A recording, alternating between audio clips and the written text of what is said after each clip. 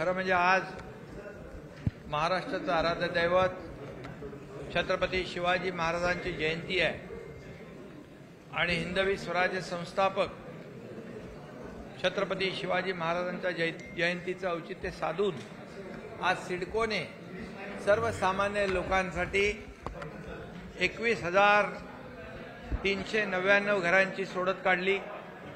1.5 लाख अर्ज आले होते आणि म्हणून अतिशय उत्तम क्वालिटीची घरं सिडको करते आहे आणि परवडणाऱ्या किमतीमध्ये नागरिकांना ही घरं मिळत आहेत।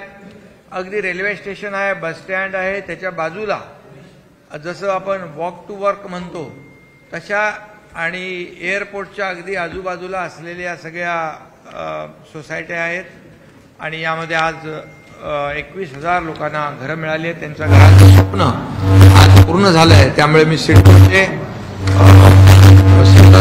आणि त्यांचे सर्व सहकारी यांचं मनापासून अभिनंदन करतो। अतिशय ट्रान्सपरन्सी आहे, यामध्ये लोकांच्या समोरच लॉटरीची सोडत काढली आणि म्हणून म्हाडाची लॉटरी असेल, सिडकोची लॉटरी असेल, त्याच्या संपूर्णपणे ट्रान्सपरन्सी आहे आणि उत्तम क्वालिटीची ही घरं आज मिळालेली आहेत।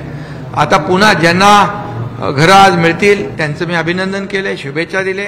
ज्यांना घरं मिळणार नाहीत त्यांच्यासाठी पुढच्या 3 आठवड्यामध्ये आम्ही पुन्हा लॉटरी काढणार आहोत, त्यामुळे त्यांनाही घरं मिळतील आणि अशा प्रकारचे घरांचं स्वप्न पूर्ण करणारी सिडको आज या ठिकाणी शिवजयंतीचं औचित्य साधून त्यांनी मोठा उपक्रम या ठिकाणी केलेला आहे।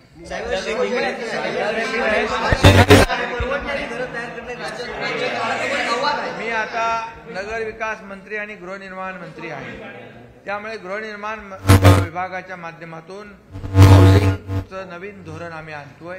त्यामध्ये परवडणारी घरं, परवडणारी भाड्याची म्हणजे affordable rental housing, working woman hostels म्हणजे त्यांच्यासाठी घरं, स्टुडंट हॉस्टेल्स, त्याचबरोबर ज्येष्ठ नागरिकांसाठी घरं, गिरणी कामगारांसाठी घरं, पोलिसांसाठी घरं आणि त्याचबरोबर जे रोज डबेवाले फिरतात मुंबईमध्ये त्या डबेवाल्यांसाठी देखील घरं असा त्याच्यामध्ये अंतर्भाव असलेली एक नवीन पॉलिसी आम्ही करतोय आणि त्याच्यामध्ये क्लस्टर डेव्हलपमेंट ही एक नवीन पॉलिसी आम्ही आणतोय, कारण सिटी विदिन डेव्हलप सिटी अशा प्रकारची नवीन संकल्पना आहे।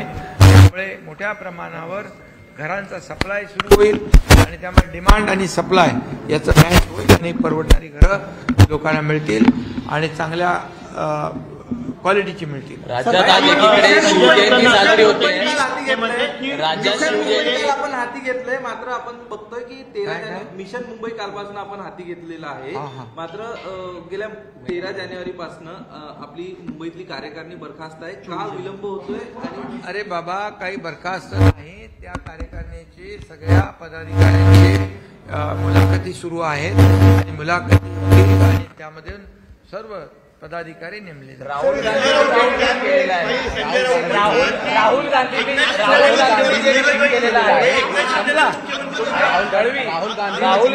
ट्विट केलेला आहे, महाराजांना श्रद्धांजली वाहिली। अरे बाबा, आता ते जाऊ दे ना, पुलाखालून खूप पाणी गेलं निघून। राहुल गांधी आता आपण पुढे गेलोय।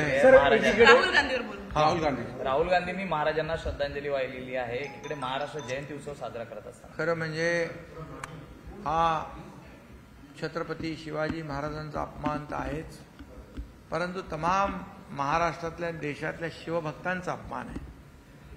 कारण हे बघा, जाणीवपूर्वक ही सगळी वक्तव्य होत असतात। हा महाराष्ट्राचा, मराठी माणसाचा अपमान करण्याचा जाणीवपूर्वक हेतू, सावरकरांचा वारंवार अपमान करणारे आता छत्रपती शिवाजी महाराजांपर्यंत यांची मजल गेली, हे चुकून झालेलं नाही, हे स्लिप ऑफ टंक नाही आणि म्हणून त्यांची हे निंदाजनक वक्तव्य आहे आणि म्हणून त्यांनी माफी मागितली। सर, एक आखरी सवाल सर, आज शिवाजी महाराजांची जयंती है सर, आज शिवाजी महाराज की जयंती है, हवा पूरी आई है, छत्रपति शिवाजी महाराज की जयंती आज है, जिस अवसर पर पूरे देश में, महाराष्ट्र में शिव जयंती बड़े उत्साह से मना रहे सब लोग और सभी शिवभक्त लाखों करोड़ों शिवभक्त जो है आज छत्रपति शिवाजी महाराज की जयंती मना रहे हैं। दूसरी तरफ राहुल गांधी जी ने जो उनका बयान आया है श्रद्धांजलि वाला, बहुत ही अपमानजनक है। ये सिर्फ छत्रपति शिवाजी महाराज जी का अपमान नहीं, तमाम शिव भक्त, लाखों करोड़ों शिव भक्तों का अपमान है। ये महाराष्ट्र का अपमान है। ये जानबूझकर ऐसे स्टेटमेंट करते, ये स्लिप ऑफ टंग नहीं है मेरे ख्याल से। और इसलिए ये वो सावरकर जी का भी कई बार अपमान कर चुके हैं जानबूझकर उनकी, तो ये छत्रपति शिवाजी महाराज जी का अपमान करने की हिम्मत तक बढ़ गई है। इसलिए उन्होंने इस गलती के लिए माफी मांगनी चाहिए। छावा मूवी आई थी, उनके ऊपर काफी ज्यादा प्रशंसा मिल रही है। महाराष्ट्र गवर्नमेंट ने छावा मूवी के रिलेटेड काफी अच्छी बातें की है सब लोगों को। पूरा सवाल होने दीजिए, स्वरा भास्कर ने फिक्शनल मूवी गाई है और हिंदुओं के ऊपर जो अत्याचार हुआ है उसको उन्होंने फिल्मी टॉर्चर की नाम दे दिया। पहले की चीजों को आप बता रहे हैं, आज स्टैम्पेड हुआ उस पर बात नहीं कर रहे हैं आप। देखिए, छत्रपति धर्मवीर संभाजी महाराज ये बहुत ही स्वाभिमानी थे। अपने धर्म के लिए उन्होंने अपनी जान तक बख्शी, जान तक गंवाई, और फिर भी हमारे देश का अभिमान, स्वाभिमान नहीं छोड़ा उन्होंने। उनका हलाल गया, उनको कितना अत्याचार हुआ, कितना उनका आंखें निकाली, उनकी जीभ काट दी, जबा काट दी। ऐसे उनकी हालत जिसने की है उसका वर्णन ये छावा चित्रपट में होगा। तो निश्चित रूप से मैंने अभी देखा नहीं है, मैं भी वो मूवी जरूर देखूंगा।